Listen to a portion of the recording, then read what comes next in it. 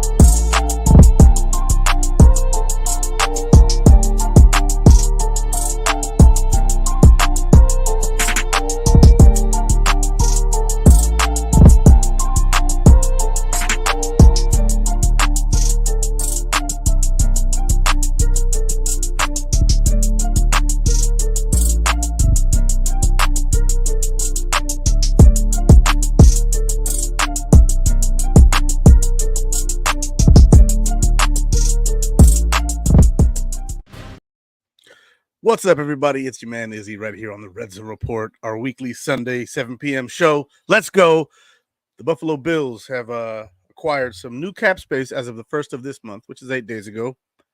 I'm not counting, but man, after that acquisition of cap space, rumors have been flying, mostly fan rumors, and, questions have come up as to, what the Bills might do with said cap space. I'm going to tell you, I don't know. And I see some comments already. My man Mike Hart comes out and says, nothing. They will save it for the trade deadline. Very possible. My man Lance says, what up, Iz? What up, Lance? How you doing, baby? Love you, buddy. It's my guy. And then Sandra L. King, back again. Welcome back, Sandra. Good evening, Izzy and Mafia. Let's go. Jacob. What up, Izzy, man? What up, Jake? How you doing, baby? It's good to see you back here. Sorry I didn't answer your call. You call me in the weirdest times. I'll be in the shower or I'll be at the movies. But love you, Jake. I'll call you later. Okay, buddy? Yeah. The Buffalo Bills acquired about $10.2 million, I think it was, and are now over $11 million in cap space. Right. So they're on the positive side of the cap space conundrum, right? My man John Roberts says they will save it in case of injuries. Look, I don't know if injuries is the thing because, the Bills believe in their practice squad. They do. The Bills usually believe in their practice squad. They usually have no issue counting on practice squad players to be elevated and play well for the team. So that's a possibility. Like if they lose a big guy and they really need to bring another, talented guy in, sure. Yeah, I could see that being the case. I have a list of players. I got 4 guys that I like that are free agents currently. Only 4 because I went through the list on Spot Track. I pulled up Spot Track and I started going through it. And I was looking at, what their statistics were, what their worth was. Not a lot of them had actual worths on there, but, I could pretty much guess. And I'm probably going to pull up over the cap as well, just so I have another frame of reference, because sometimes Spot Track doesn't have everything. Although I like Spot Track's format better, I do like over the cap having more information that I can use. So that to me is a little more helpful. And so the 4 guys I have that they could look at adding now are at positions that some Bills fans are a little weary of. And they're the guys who had solid PFF grades. They had at least one statistic or one thing that they did last year that I could really, I could really process and say, this is a positive about this player. They can play. They're not washed or over the hill yet, unless they come here and we find that out. But I have some guys, so let's go. We're going to see. All right, Kim Boomhauer back in the house. Let's go, Kim. How you doing, baby? Glad to have you back. Roy Collins back in the house. We'll need about $2 million to sign drafted players and about 3.5 to sign practice squad players. Don't forget, I think that those are already accounted for, being that all of our draft picks are signed except for one Keon Coleman. And Jacob says, sign Hyde. Well, that's up to Micah, really. I think that they would sign Hyde if he wanted to play. All indications are that the ball's in his court. And so we'll see what happens there. But we're not really here specifically talking about Micah Hyde. I do love me some Micah Hyde. That's my guy. The whole 7 years him and Jordan Poyer played here. I love those two guys. I mean, I don't know a Bills fan who doesn't agree that they, for those 7 years, if you took those 7 years, they were the best safety tandem in the NFL over those 7 years. If you take those 7 years as an entire span of time and all the safety combos that exist in the NFL, then they were the best. They were just the best. And were they individually the best player? No. But they fit the scheme. They knew exactly where to be, when to be there, and that meant more than having a better 40 time or being a harder hitter or being more agile or anything like that. Like they could break down plays in their heads faster than most players could, and so their contributions to this team will never be forgotten, especially not by me. They are two of my favorite players to ever grace the Buffalo Bills' beautiful royal blue uniform, right? And I don't care what anybody says. The Bills have, top 5 uniform in the NFL. I don't care what anybody says. You can't beat that. Like, hang on, like, look at that. Look at that. That is beautiful. The homes are lovely. And the aways.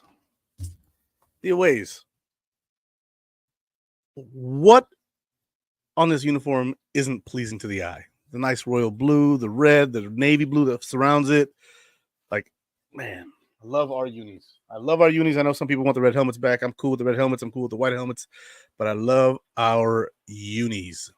So those two guys, blessing our unis. Love them. Junie comes in. What up, Junie? Welcome back. What's up, Izzy? How you doing, baby? Let's go, Robert. I love Hyde, but he should retire for his family and health reasons. I agree with this. I do agree with this. If he wants to play and he's only going to play in Buffalo, then fine. But I personally believe, and I'm not one to tell him what he should do with his life. If it was me, I would retire for the sake of my children and my wife. I would have made all the money I wanted to. I've made a family in the community here in Buffalo. And there's nothing else to prove. Like, other than winning a Super Bowl, I'm going to adjust this camera a little bit because it's bugging me. There we go. A little bit better. Like, there's nothing else to prove for Micah Hyde, if you ask me. So I agree. I read a report. Don't know how true it is. Coleman's agent wants first-round money for a second-round pick. It doesn't matter. That's not accurate, Sandra, because there is a pay scale for players and where they were drafted. So they can't demand first-round money if they're not a first-round pick. It's against the rules of the CBA. So whoever said that, I don't think they understand the structure of the CBA. The player contracts for rookies drafted is scaled to their spot that they were drafted. Like there's a certain amount of money for the first overall pick, and then the second overall pick is a little bit less, and it goes down from there. The top 10 picks get pretty sizable contracts, and then 11 is a significant dip, and then it goes all the way down. Then you get to the second round. There's a dip there. Third round is another dip, and it does that throughout the draft. So they can demand all the money they want, but the NFL rules will not allow that to happen. So they're gonna have to get with the program there. And his agent should know better if he is, in fact, trying to do that. He should know better already that there is a precedent there that cannot be set because of the rules. The Bills Mafia was freaking out about a middle linebacker last year. Let Bean and McDermott figure out what's on the roster before the Bills go out and sign someone else. Don't disagree with you there. I don't disagree with you there. This is merely a hypothetical, right? What are they going to do with that money? Are they going to sign somebody? Do they see themselves deficient somewhere? Are they concerned with the injury to Mike Edwards? Is it something serious enough to where they may need to bring someone in? In camp, like if DeMar Hamlin's your number 2 safety right now, maybe you want to bring someone else in. I mean, I know that Bishop hasn't had time to establish himself as the number 2 safety. And so, with that being said, maybe they want to bring another veteran in, and I have one on my list. And these are only my favorite guys. The amount of money they would take in, you know, none of that has been factored in. It's just my favorite guys, my favorite 4 guys, my Mount Rushmore of free agents, so to speak.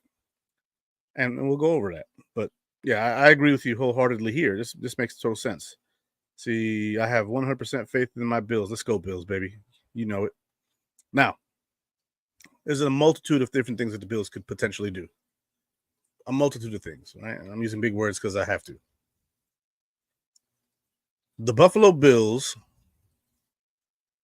have just over $11 million in cap space, and they're, according to a lot of people outside of the building, out of their Super Bowl window, which I say is BS.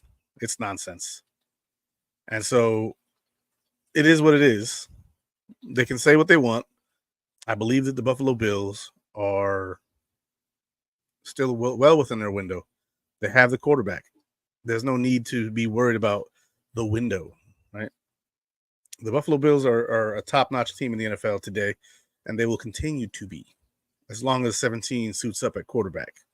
Now, we all know what the positions of need or the weakest positions on this team are, or what are perceived to be, and that is safety, corner, defensive end, and offensive line. And offensive line is specifically depth, right? We basically have all of our starters.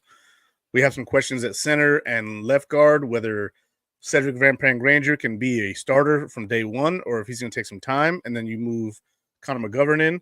So it's either Deion Dawkins, David Edwards, Connor McGovern, Osiris Torrance, and Spencer Brown, or it's Deion Dawkins, Connor McGovern, Cedric Van Pran-Granger, Osiris Torrance, Spencer Brown.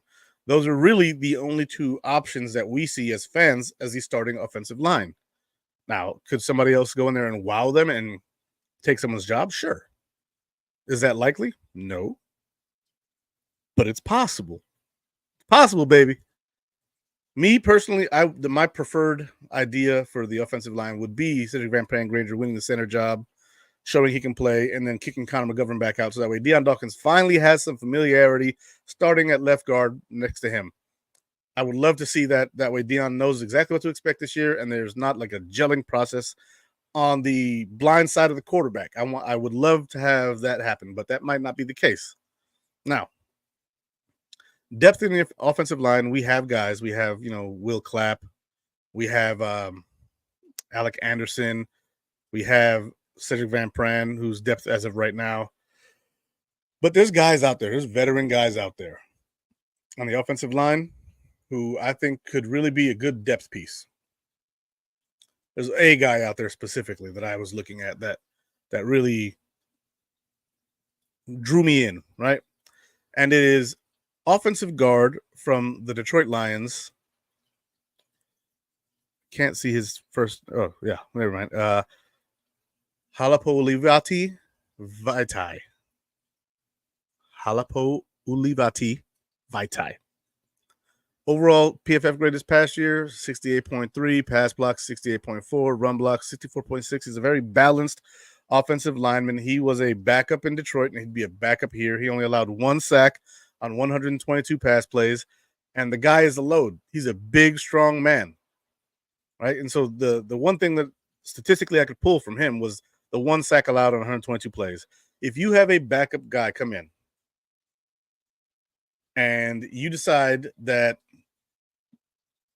or not you decide, but if fate decides, you get an injury and someone's got to go in there, you want a guy who can hold it down, okay? You want a guy who can hold it down and really do what you need in a pinch. This guy right here, he was born in 1993, so he's 31. So again, he's a backup, 6'6", 320 pounds out of TCU. He was a 5th-round pick to the Eagles, number 164 in the 2016 draft, and solid player. Solid player. He is a guy who looks like he'd earn about $4.25 million if we were to sign him, which would leave us with about $7 million in cap space. Right. So Vaitai is a pretty good player, and I like him. He's a guard in Detroit. He's a tackle in Philly. Tells me he's got position flex, which the Bills freaking love. And I see your comment, Mike Hart. I see you there. I'm gonna give his name one more try. Halapolivati Vaitai. I don't know how good my Hawaiian or Samoan, whichever one that is, but I'm seeing some interesting comment here. Lyle Collins is looking more and more like a waste of money. Exactly. So you let him go. You bring in a Vaitai in, who is, to me, much more suitable. He can play both tackle and guard. So the position flex is there, and you're not wasting your time. If it's me, he's still on the market at $4.25 million. If that's what he gets, that's what his value is according to over the cap, or his career annual per year. I could see him probably getting, $2.5 to $3.5 million. I'd pull the trigger and let Lyle Collins go. Sometimes it's your time to retire. Collins had a solid career. Probably time to go. He is 31 years old, John. He's 31 years old, so he'd be a backup. 31-year-old guy, big guy. Again, 6'6", 320 out of TCU, and he'll be 32. Or excuse me, he'll be 31 this month. So, born in '93. It's 2024. On the 16th, he will be 31 years old. So, I really like this guy as a backup. He's got potential. And to me, there's not a lot of wrong you can do with letting go of a Lyle Collins and bringing this guy in. I know Lyle Collins is apparently holding down the fort in OTAs, but OTAs are over. We're going to mandatory minicamp here soon, and it's probably time to get a more serious candidate in here to do his thing. See, I think they carry the bag to next year and then get whatever free agent they want. We'll see what happens. There's always the possibility that they decide to sign someone. Again, I don't think they'll spend the entire $11 million if they did spend any of it. So Vaitai is a guy who I see as a potential player that the Bills decide to go after. I like him. Get some of that Pepsi. I like him. He solid role in Detroit. Only allowed 1 sack this year. 122 passing downs. He played over 250 total downs, if I'm correct, according to PFF. They had his stats on there. So Vaitai, I like it. I like. Now, that's the offensive line spot. And that's if we were to try to improve our depth at offensive line. And most of these guys that I'm looking at here are depth players. We have one guy on here, maybe two, who could potentially be starters, and one's a very familiar face. He's the only one on here at his position that had a positive grade on PFF and had, any kind of production. And he was productive here. You'll know when we get to him. But Vaitai, I like it. If someone gets hurt, you have a guy who can go in there, fill that spot.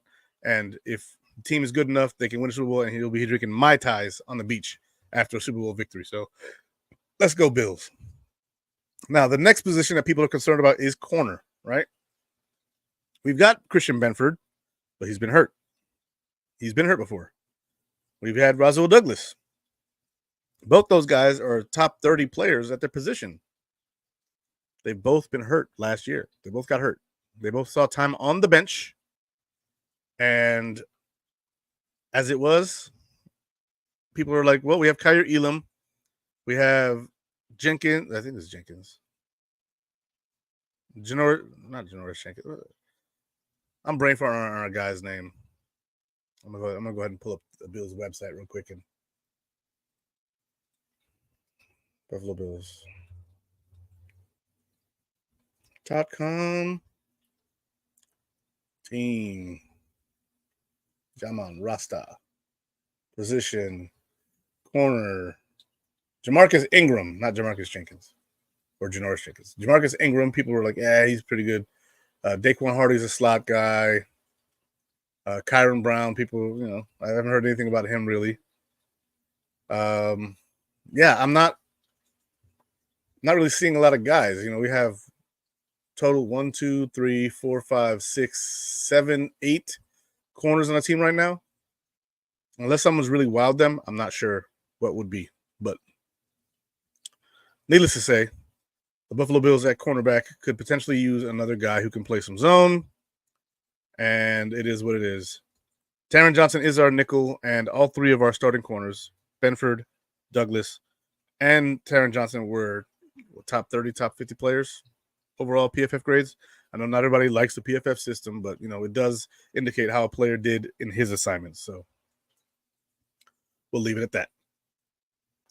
But the next guy I'm pulling up, the Bills fans that I've spoken to who knew anything about, cornerbacks, wanted him last year. He went elsewhere. He's a free agent again. Had a solid year last year. And if we needed somebody to fill in, I have confidence that this guy could. And that is Steven Nelson, cornerback, but last played for Houston. Also played with the Steelers. Also, I think played for the Bears or the Eagles.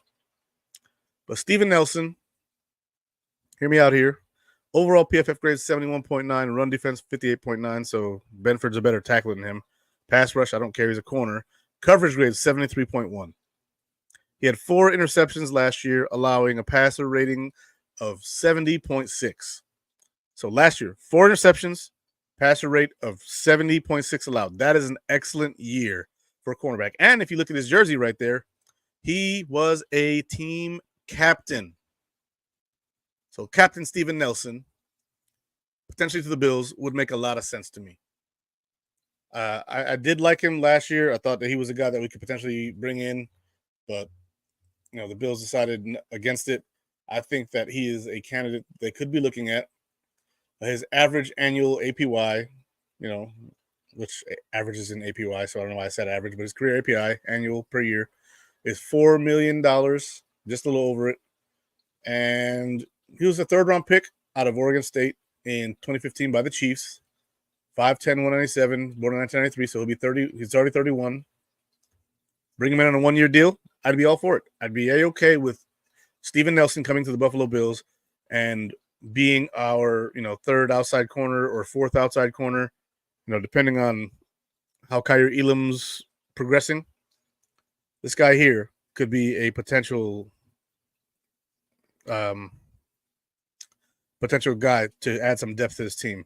Rumors Hardy will be Taron's backup. Most likely that's the case. And a guy I do like, if the Bills don't go this way, I do like Kenny H. Lovely from Western Michigan. I really like that kid. I watched a lot of his tape once we brought him in for rookie minicamp, and apparently he's been signed. He is 5'10", 176. He's 24 years old, rookie from Western Michigan. His number 38. Watch out for number 38 in minicamp. When they start doing minicamp and they start allowing it to happen, the reporters to get in there and start taking videos and dropping notes, watch out for Kenny H. Lovely. He's a guy that I think has some really good potential. Brandon Beane's usually pretty good at getting these late rounds undrafted guys to do pretty well or who will do pretty well within our scheme. And Kenny H. Lovely is a guy that I like. But yeah, rumors Hardy will be Taron's backup. That's the most likely case. Most likely he is. He's also very likely to be our punt/kick returner, or one of our kick returners, because of the new kickoff rule. You have technically 2 guys who can be in the return zone. And so I like it. But Steven Nelson is a guy, if, say, Kenny H. Lovely and Jamarcus Ingram just don't impress, they could always bring in a guy like Steven Nelson, and he won't be too expensive, and he's got, experience as a team captain, so he's got leadership capabilities. I like that pickup if they decide to go that way. I'm not mad at they haven't picked him up yet. I'm not mad that they haven't spent any of the money yet. I'm not one of those guys. I have faith in their ability to scout and decide. But man, I do like Steven Nelson. I really do like him. And I think that he's got potential to be a solid depth piece in Buffalo. I've said it a couple times, so I'm going to stop saying it. Steven Nelson. Thought he would have been good here last year. He went to Houston, and then we traded for Rasul Douglas. Don't regret it. I don't regret the Bills doing that. Going after Rasul Douglas worked out, but the potential there, man. Having a corner room of Rasul Douglas, Christian Benford, Steven Nelson, and Kyer Elam. That tickles my fancy. It tickles my fancy. Now, position that I named earlier in the video, earlier in the show, was safety. Right? Now, we drafted Cole Bishop. We signed Taylor Rapp to a 3-year deal. Looks like our 2 starting safety spots are locked up. They're locked up, basically. And the guy who I am enamored with at safety is a guy who is not likely to be able to be signed by us just based on the money, right? The money is just probably not going to work out unless he takes a flyer on a deal and decides that I'm 31 this year in November, and my coverage grade in PFF dipped this past year. Teams are scouting it. Analytics teams are scouting it. And that is Justin Simmons, whose APY is $7.782 million per year. He's 6'2", 202 pounds. He is a ball hawk in the past few seasons. Last year, his coverage grade was a 63.4, but the years before that, his run defense and his pass rush weren't that great. This year, those were really good. He became more of a box safety, and his coverage grade dropped a bit. So he kind of went from being that Micah Hyde type guy to being more of the Jordan Poyer kind of guy. Still pretty good in coverage, just not that deep ball hawk that he used to be. But in stopping the run and, blitzing off the edge, this guy could come in and potentially help someone like Cole Bishop. So I think that the investment in this guy, if he took, less than his APY for a year, or if you give him like a void year to be able to bring that money to an understandable amount, this guy right here could really be a guy who can help train up Cole Bishop. I mean, so could Micah Hyde, though. Micah Hyde coming in could help train up Cole Bishop, no problem. But I don't know if I have the same faith in Micah Hyde playing as I do Justin Simmons. Justin Simmons is a couple years younger than Micah Hyde, and he doesn't have the injury baggage that Micah Hyde does. Although Justin Simmons has played, was drafted in 2016. He's played 9 years. So this would be a short-term thing for him. And I think it's crazy that the Broncos let him go, but they had to after they let Russ go and all that money, after they ate all that cap space. So sometimes you got to bite the bullet and take that out. And he had 3 picks this past year. And he only allowed a passer rating of 85.9, which isn't bad for a safety. It's not bad. He's been better throughout his career, but not bad. Not bad. Give me 1 second, guys.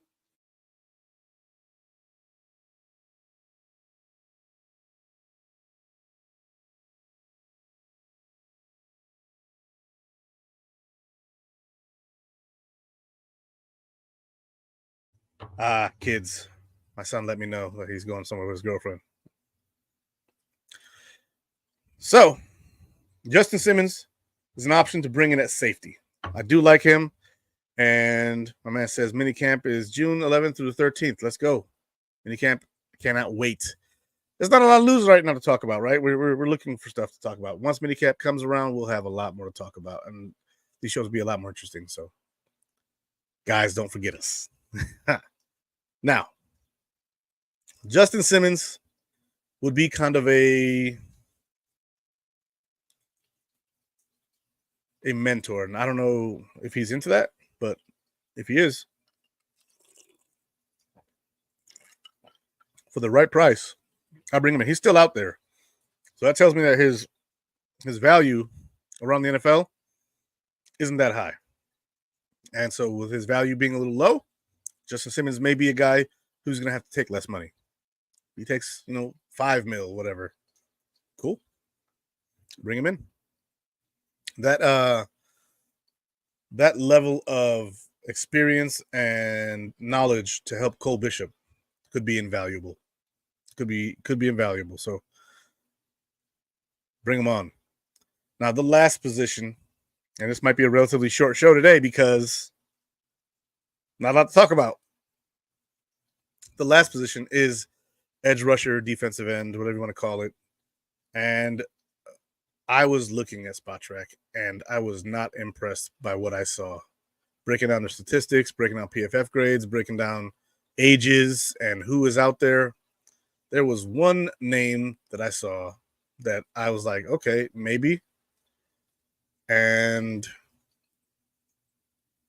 I know a lot of Bills fans wouldn't be that excited about it. I think some of us would be, but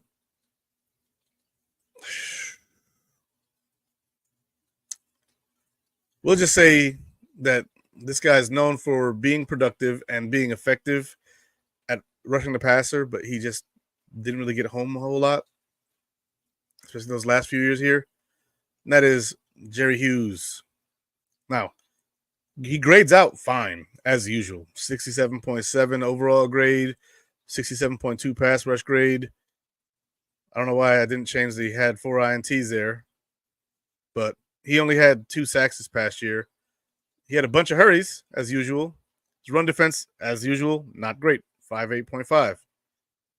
I'm going to go ahead and take him off the screen because I had an inaccurate thing there. But Jerry Hughes is a guy that they could potentially bring in to help school up, like my man is saying here, John Roberts. I like Javon Solomon. I like him too. Jerry Hughes and Javon Solomon, same size guy. Jerry Hughes could teach him something too. They can't sign all 4 of these guys. They probably can't even sign 2 of them, honestly. They probably can't. And so Javon Solomon is what, 6'2", like 246. And Jerry Hughes is 6'2", 254. Very similar body type, very similar body size. Jerry Hughes, fellow Leo, baby, let's go. August 13th, 1988. Wow, he is like 4 years younger than me. That's it. I'm going to be 40 this year. So, yeah, Jerry Hughes is going to be 36 this year. I really do like Javon Solomon. I like Gregory Rousseau. Von Miller hopefully can get it back together, and he could be the mentor that Javon Solomon needs. So Jerry Hughes may be completely unnecessary unless you just want to have an additional guy who can rush the passer.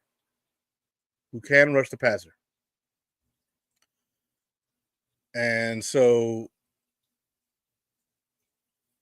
he's not going to get a lot of sacks, obviously, but he could help run somebody into Greg Rousseau. He could run someone into Javon Solomon. He could run someone into Two-Hill. You know, he could really get a quarterback having to move off his spot, but he's just not fast enough to get there anymore. It'd be crazy having Von Miller and Jerry Hughes on his team at the same time. But there's a lot of people saying edge rusher they're not comfortable with because, you know, Von is getting old. Well, so is Jerry. They're both about the same age. Von's obviously been much more comfortable and had a much better career. But I'm not as uncomfortable at pass rusher. But he's the only one that I saw that really was like, okay, maybe him. The rest of them, Justin Houston, not good last year. Like, I have the list here. Let me see. Edge rushers. Emmanuel Agba, he's not an edge rusher. He's a big guy. Carl Lawson had a terrible year. Yannick Ngakoue, not a great year last year. Not very good at all. Calais Campbell, on our team, he'd be a defensive tackle. Charles Harris, same difference. Tyus Bowser for the Ravens last year. I really didn't even look at him like that because I'm not sure I see him being able to convert to our defensive scheme. He is 29 years old. He'll be 30 next year. So he just turned 29, 25 days ago. Let me see how he grades Tyus Bowser because he's a potential guy. Not what I'm trying to do here. PFF.com.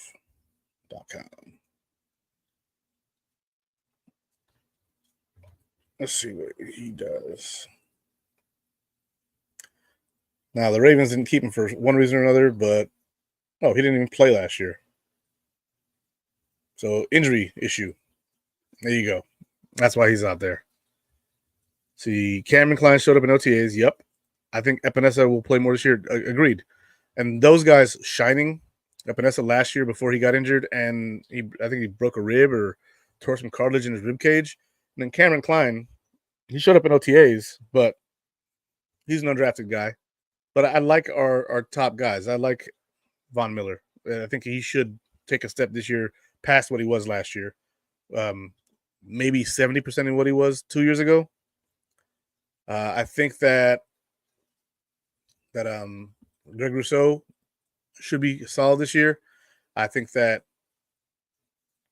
freaking AJ Epinesa can build on that 6.5 sacks, playing 30% of the snaps. I think that he should be able to get that sack number up. I do like Tuhill as a motor guy, and the guy from the Jaguars I'm not really big on. I know some of my guys here at Built in Buffalo are big on him. I'm not so much, but Smoot, I think his name is. They could surprise me. I know my man Jacob in the comments here asked how much cap space the Bills have next year, and they are 2.39 million over the cap as of right now. Next year, they can fix that. That's easy. It's easy money to work around. So next year, the Bills cap is pretty solid, but there weren't a lot of guys out there at defensive end again that I was like pounding the table for. Like, we got to have them. And so my most likely scenario is one that has been echoed in the comments here already. I think that the Bills will hold that cap space. They will not spend it unless someone gets cut at the deadline. When everybody cuts to the 53, and there's somebody out there going, "Oh, he got cut. Cool, give me that guy." And then they'll make a move that saves them some cap space. But outside of that, I don't see it happening until then, the trade deadline, or just rolling it over into next year. So that way that $2.39 million rolls over to about 8 over the cap. Maybe 9. And yeah. But I don't see the Bills doing anything crazy. There's no reason to. I think that the roster is solid. The only cause for concern really is safety and maybe corner, in my opinion. And that's if you don't have faith in the guys that we have. But I do. I like the guys we have. Man, this was not a long episode when it comes to content. What you guys want to talk about? Let's see what you guys got.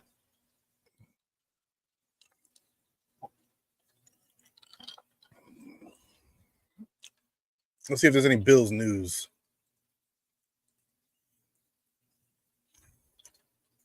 See, Greg Rousseau or attacking OTAs. Yeah, cool. Stadium. People talking about the stadium. Bobby Babich exactly where he wants to be. Von Miller practicing without knee brace. Okay, yeah. We can talk about that. Von Miller last year. Practiced all year with the knee brace. He looked better and better down the stretch. He was getting in the quarterback's faces. He was able to get, no sacks at all. But he was starting to make a difference on the field. And then now, an extra offseason removed from the knee surgery that he had to have after Thanksgiving 2022, Von Miller says he feels like Von Miller. Well, let's see if you play like Von Miller, Von. I like you, right? Costing us a lot of money. And I'm hoping that you, good sir, can bounce back, make this team scary on the defensive front. I do like the defensive tackles we brought in. I know they're not great, but as for depth players, they can't be much worse than Jordan Phillips and freaking Dewey Ruff from Washington. I don't see them being worse than that. They can't be. I do hope that they have Linval Joseph on speed dial just in case, because he played pretty well for us down the stretch. Does the Mike Edwards injury make you look at Simmons at safety? Yeah. Yes, I do. I look at Simmons at safety. He's actually one of the guys I talked about today. I don't know how long you've been here, but I had him here and I had his numbers. Justin Simmons, this past year, his run defense and his pass rush got better, but his coverage went down. So he's become more of a box-type safety. Even though he still had 3 interceptions and 85.9 passer rating allowed against him, the guy still got some juice. So if Mike Edwards goes down and stays down, you have another guy. But just remember, they also brought in D. Delaney, a depth piece. So the question is, do you want to start your rookie Cole Bishop and put his feet to the fire in the beginning? Or would you rather have a Justin Simmons come in to teach him? That's where it gets crazy. Von thinks he has two good years ahead of him, but he needs to prove himself. Exactly. That's true. And I'm glad that he was man enough to admit that he needed to do that and took that roster cap cutting move. You know, he gave back some money. And so I'm glad that he was man enough to recognize you're not getting from me what you paid for. Therefore, I'm going to take a pay cut and prove myself the rest of the way. I love that about him. I know that a lot of people have, character concerns about Von and his personal life. And, you don't have to like the guy. But, if a guy who I don't like helps us win a Super Bowl, then so be it. I'm not saying I don't like him, but, I don't have enough information on it. It is what it is. Doesn't it feel like Bean is shopping at the used car lot when he should be at the dealership? Kind of but he doesn't have the money to go to the dealership, so he's got to go to the used car lot. But you know what? They sell Camaros at the used car lot too. They sell pickup trucks at the used car lot too. Sometimes if you got to haul some ass or haul some some lumber, you got to go to the used car lot and buy that 2008 F-150. Sometimes you got to settle for that 2012 Audi A6. Sometimes you got to deal with paying less because you have less money and hoping that what you buy turns out to be useful. See, right now Edwards has a shoulder injury. Yeah, that concerns me because you're supposed to use that to tackle people. That's the big thing. Is Matt Barkley available? I would assume so. I mean, I'll look it up just for you, but I would assume so. Let's see, Matt Barkley. I don't think the Bills are even looking at Matt.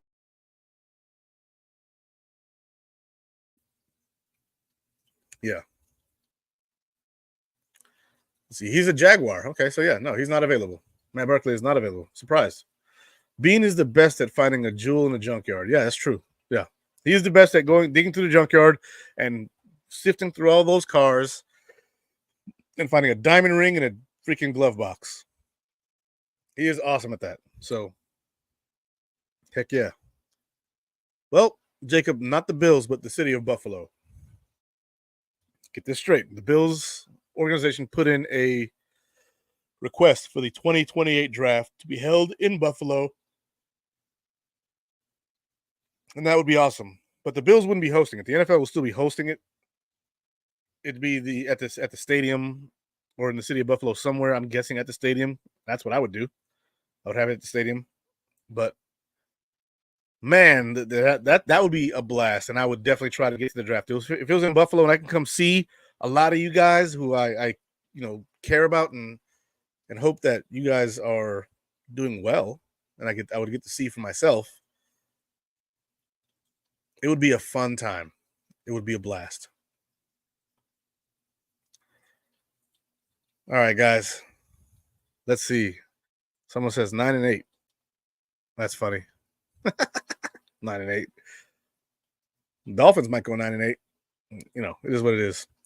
Oh, that tailgate would be flames. That was fire. That tailgate, dude. Pinto Ron out there, ketchup and mustard before the Bills pick. Take a big picture of him. He goes out there on stage covered in ketchup and mustard. The 28 draft. The Buffalo Bills select whoever. That would be awesome. Like that would be. They'd have to do something like that for like all the Bills picks, just to be like, this is how we do here in Buffalo. Someone goes through a freaking table. Someone gets doused with ketchup and mustard. Now, of course, if the table thing, because the NFL doesn't want any liability, they'd probably get some professional wrestlers, to do something like that, who are getting paid to do something like that, with the understanding that there's danger. But man, I would love some.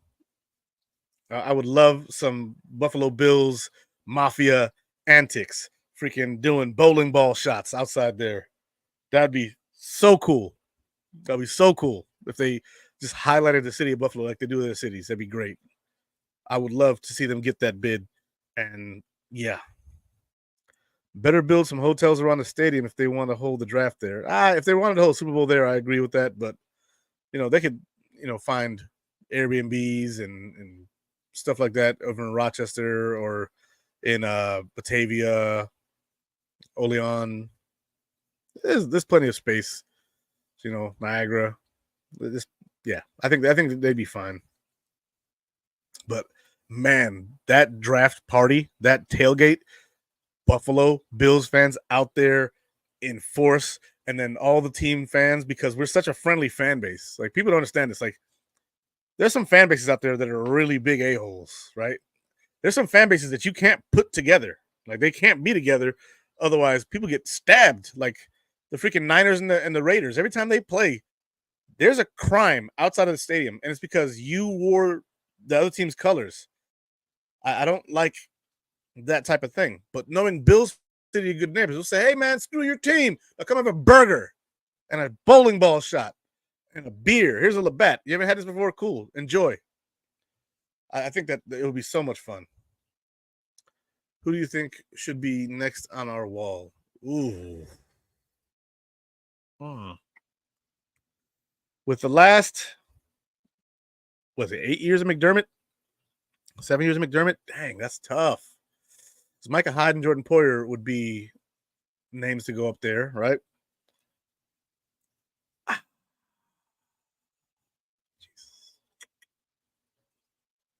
I think that the next Buffalo Bills surefire Wall of Famer is Deion Dawkins. To me, Deion Dawkins is undeniable. Undeniable. It would be off the chain, no doubt. Yeah. Did you talk about Gable? I heard he is looking pretty good. So I have not talked about Gable. That's a good that I like that. Thank you for bringing that up. That gives me something to talk about for the next 10 to 15 minutes. See, the tooth push gone now. That Morse is gone. The tush push, you mean? So the tush push, no.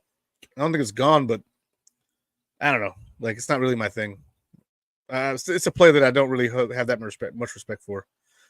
Grant Hanlon, Izzy, what's up, baby? How you doing, baby? Welcome back to the show. I remember that name. Sandra. Jason Kelsey says, this was the best tailgate experience. Amen. Hell yeah. Eric Moles, okay. I see some opinions here for the new Wall of Fame entries, especially since OJ's probably not going to go back up there. Possibly goes up there, but from what I heard, it's not going to happen. So the Juice Man has passed.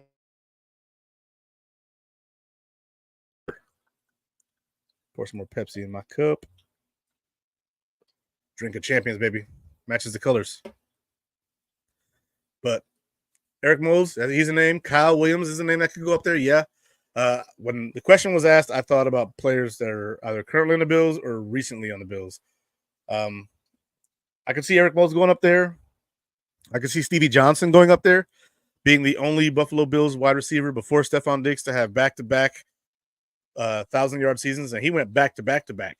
So Stevie Johnson's the name that could go up there. JP Lossman. I'm kidding. No, Kyle Williams is definitely one who could go up there for sure. But with those guys, Kyle Williams, Eric Moles, Stevie Johnson, Deion Dawkins, Micah Hyde, Jordan Poyer. Yeah, those guys right there are the names that stand out to me the most. I mean, Josh Allen will be there, but he's going to play another 10 years. So, like, I don't want to say his name because I don't want to cut his career short. You know what I'm saying? Like, Josh is going to be on that Wall of Fame. But, yeah. Henry Jones, I think if he was going to be on there, he'd be up there already, man. I think he'd be up there already. Been seeing clips of Shakir working out with Moles. Dude, I love Moles. I love Shakir. I had Moles jersey as a kid. When I was in high school, I had a Moles jersey in 2000 or 1999, 2000, 2001, 2002. And I took that with me to basic training when I joined the Army in 2002. And in basic training, you don't get to wear any civilian clothes. So your civvies are gone until you go to AIT. And in AIT, you don't get to wear civilian clothes until you phase up at that time. I don't know what they're like now because it's been 20 years since I'm in the AIT. almost 22 years. Holy shoot. Golly. Been a long time. But when I went and I finally got my civilian clothes, the first thing I wore, I went to the mall and I got me some jeans, and they were blue jeans and they had white blotches on them. And I had my Moles jersey, and it was the 90s uniform. It was not the dark navy blue. It was the older jersey. And I rocked that with those white blotch pants. It looked like they had like bleach marks on them, but they came that way. It was the style at the time. And man, oh man, people are like, oh, this guy thinks he's a gangster. I'm like, what's gangster about a Eric Moles jersey? There's nothing gangster about that. But I tell you what, I got some attention with that. I had some guys who were in the military. They were from Mississippi. They really liked the jersey. They really enjoyed it. It was a good time. Let's see. Henry Jones, Fred Jackson, Shady McCoy, Wall of Shame, Nate Peterman. All right, you didn't have to do that, Roy, but you did it. Roy or Eric Moles was a physical freak. Yes, he was. Eric Moles was a physical freak. Did Eric Moles wear number 80? Yes, he did. Eric Moles was number 80. One sec, guys. I gotta check something.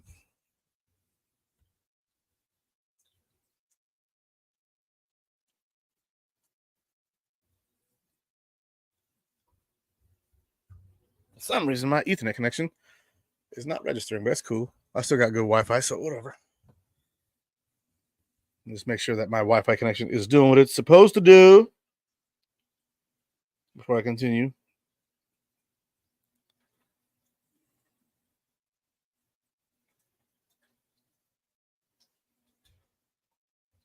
I have a mesh network, so.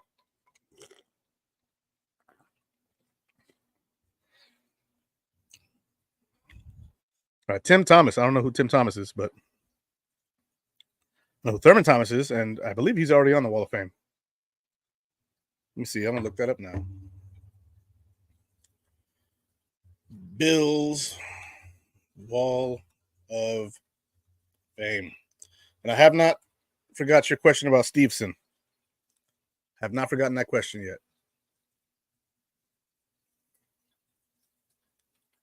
Let's see, Edward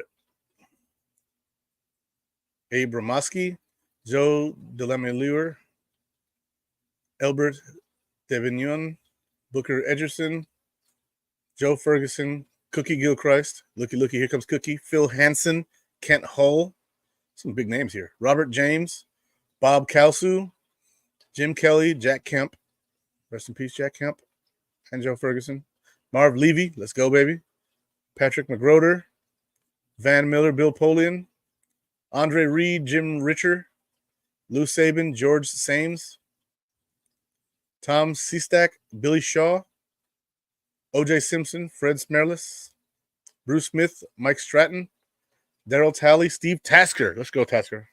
Thurman Thomas is, in fact, on the Wall of Fame. The 12th man is up there, and as well as former Buffalo Bills owner, may he rest in peace, Ralph C. Wilson Jr. That is the Bills Wall of Fame. So, yeah. Videos, jank. Sorry, guys.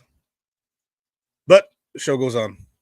So, Stevenson, I'm going to tell you what I'm going to do. I'm going to find a picture of that guy, and I'm going to put that up here so that way you don't have to worry about my video being jank. Gable Stevenson. I don't know what the heck is going on with my my hardwire connection. That is jank. I don't like it. Let's see if I can't dedicate my computer to a specific Wi-Fi node in my house. Man cave. She's got good connection, high priority. Let's go ahead and this is the main bedroom, which is over there.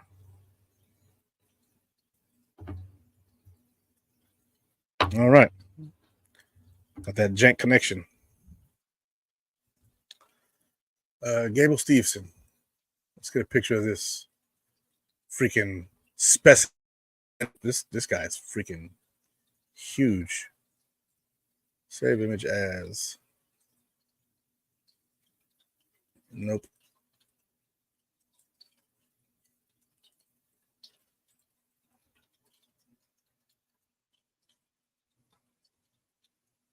Save image as.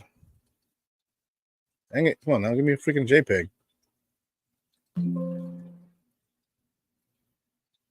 Tools. Type.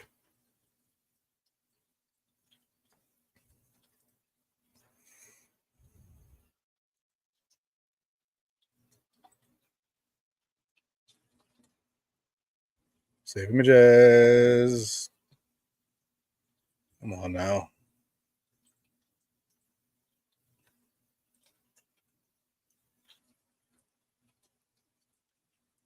Let's freaking try it. I don't know if it's going to work, but we'll see.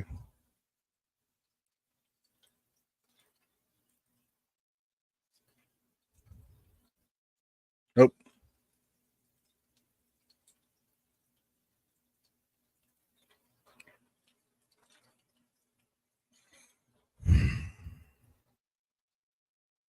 It's going to make me do it.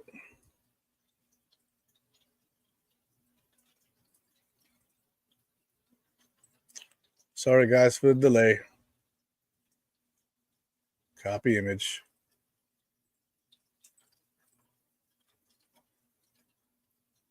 Don't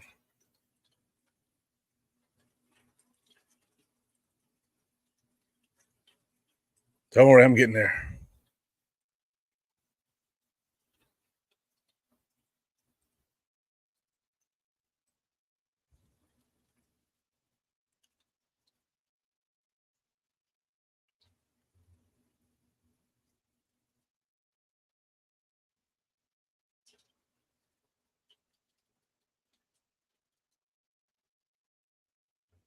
Gable. Someone was saying to me that he's related to Dan Gable, and that's actually not true. He is actually named after him.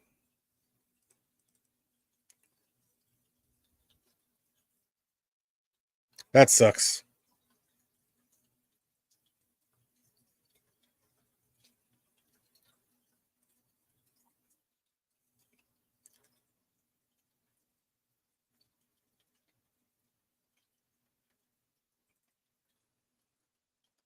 Really saved it like that? Yo. Jesus. You.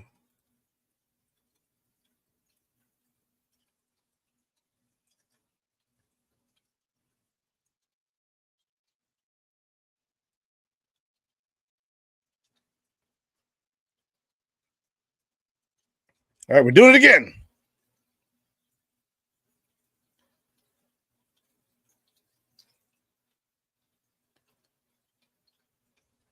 Boom. There it is. Gable Steveson, that mammoth of a man, former professional wrestler, former Olympic gold medalist, or he's still a gold medalist. You're always a gold medalist. But gold medalist, Gable Steveson from the University of Minnesota. Monster of a man, freaking 6'2", 6'1". Actually, I think they said he's 5'11" when they measured him in the NFL. 265 pounds. I'm sure he weighs more than that because he wrestled at 265. But I'm not sure what he weighs in a Bills uniform. So I'm guessing probably around 275, maybe a little bigger. But that big guy right there apparently is translating well with his wrestling techniques. And Sean McDermott is being a specific catalyst for him to be able to learn this thing on the ropes, on the fly. So I'm going to pull up his numbers according to BuffaloBills.com so we know like how big he actually is.